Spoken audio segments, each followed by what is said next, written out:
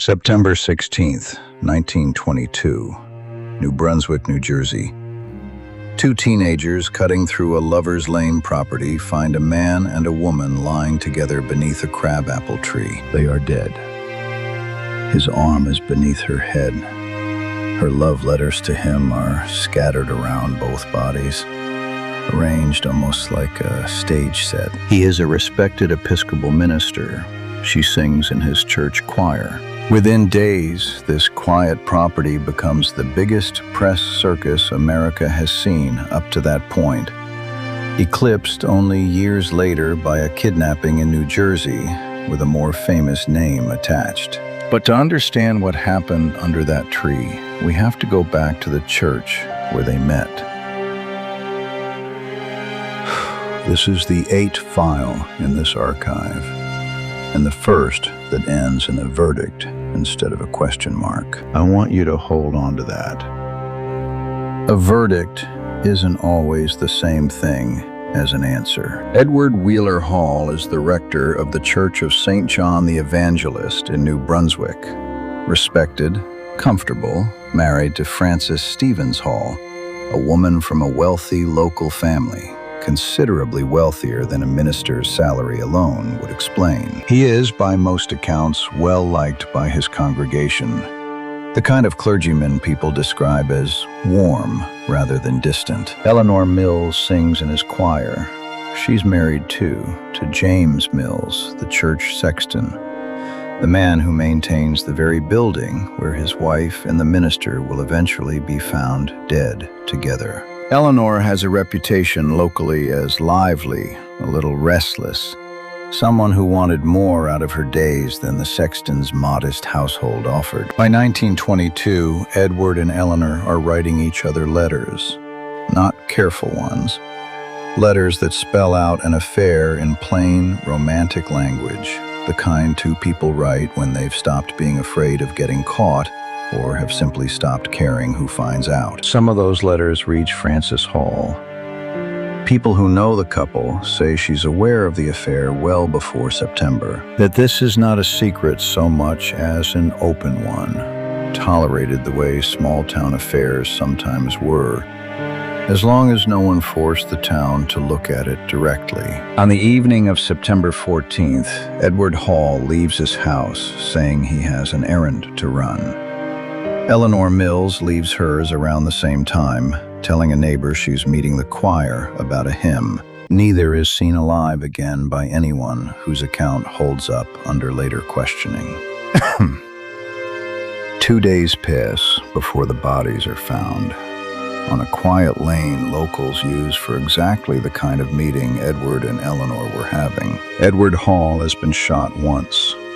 Eleanor Mills has been shot several times. Her death is more violent than his. The file doesn't need to describe exactly how much more for you to understand what that detail means. Around them, dozens of their letters to each other, laid out rather than scattered, along with a calling card propped against Edward's shoe. Someone took time at that scene. This isn't a crime of panic. The investigation is a mess almost immediately. Local officials trample the scene before it's properly documented. Souvenir hunters, actual sightseers, arriving by the carload once newspapers print the location, strip pieces of the crabapple tree itself before police can secure the property. Some take bark, some reportedly take entire branches. By the time anyone thinks to search thoroughly, the ground has been walked over by half of Middlesex County, and whatever footprints, cartridge casings, or physical traces might have named a killer are gone. Trampled into a lane that used to see maybe one car a night. No one is charged. Frances Hall is questioned and released. The Mills family is questioned and released. A grand jury reviews the evidence and declines to indict anyone. The case goes quiet. Not solved, just tired, the way cases get when the people investigating them run out of leads faster than the public runs out of interest. Then, in 1926, 4 years later, a new prosecutor reopens the file. pushed partly by sustained tabloid pressure that never entirely let the story die, and partly by a relative who comes forward with a fresh account of what she says she saw that night. Frances Hall, her brothers Henry and William Stevens, and a cousin named Henry Carpenter are indicted for the murders. All four plead not guilty. The trial becomes exactly the spectacle this file promised in its opening line.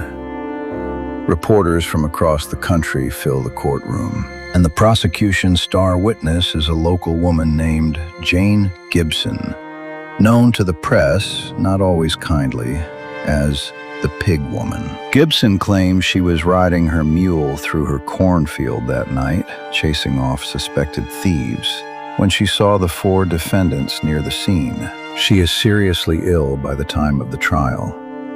She testifies from a hospital cot, wheeled directly into the courtroom, with her own elderly mother shouting from the gallery that she's lying. A dying woman on a stretcher, accusing four people of murder in front of a packed courtroom. I've read a lot of files. I don't think I've read a stranger single piece of testimony than that. The defense picks the Gibson testimony apart. Her account shifts between her initial police statements and her courtroom version. The physical evidence is thin, contaminated by 2 years and thousands of trampling feet. In December of 1926, the jury acquits all four defendants. No one else is ever charged. Jane Gibson dies of cancer the following year, reportedly still insisting she told the truth. So, what does this file leave us? The first one in this archive with an actual trial and an actual verdict. Not much more than the others, it turns out. Acquittal isn't innocence. It's a jury deciding the state didn't prove its case beyond reasonable doubt. And by the time that jury sat down, the case had been walked over, picked apart by souvenir hunters, and aged 4 years before anyone was even charged. 3 explanations remain, same as they did in 1922. The convicted in the press theory, Frances Hall and her brothers, protecting the family name and the family fortune, arranged the killing and let a hired hand carry it out. This is what most contemporary reporters believed before the trial even started. It's also exactly what a jury, hearing the actual evidence rather than the headlines, declined to convict on. The Pig Woman's version. Exactly what Jane Gibson said she saw from her mule that night, defendants and all. A dying witness testifying from a hospital cot doesn't automatically mean an unreliable one. But her shifting statements, changing details between her original account to police and her courtroom testimony years later, gave the defense every opening it needed to make the jury doubt her. And the theory almost no one wanted at the time. A stranger, unconnected to either family for reasons that died with Edward Hall and Eleanor Mills. Here's what I keep coming back to. The letters that were scattered so deliberately around those 2 bodies weren't evidence anyone had to search for. They were left in plain sight, as if someone wanted the affair, and the motive it implied, to be the very first thing investigators saw. That's either a killer who wanted Frances Hall blamed immediately, or a killer who simply didn't care what the letters revealed, because by then, it didn't matter anymore. The Hall Mills case was, for a few years, the biggest crime story in America. Then a baby was taken from a nursery in the same state 10 years later, and this file quietly moved toward the back of the drawer.